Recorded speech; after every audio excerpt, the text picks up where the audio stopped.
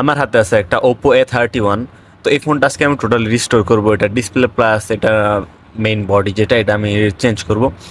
তো আপনারা দেখতে পারতেছেন এই ফোনটা খোলার জন্য সব খুলে নিলাম, দেন এটার মেইন যে পার্ট ডিসপ্লেটা, এখানে আমি একটা ক্রাউনের ডিসপ্লে নিয়েছি। অরিজিনাল ডিসপ্লেটা ভেঙে গেছে, তো আমি ক্রাউনেরটাই প্রেফার করলাম।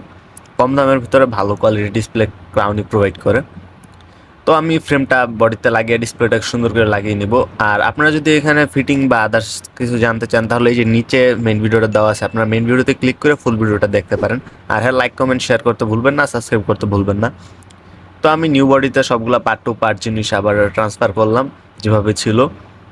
সো ট্রান্সফার করার পর আমি ব্যাটারি কানেকশন দিয়ে আবার আগের মতন এটা ফিটিং করে এটার যে ব্যাক কভারটা ব্যাক শেলটা আছে ব্যাকটা শেলটা লাগিয়ে দিলাম।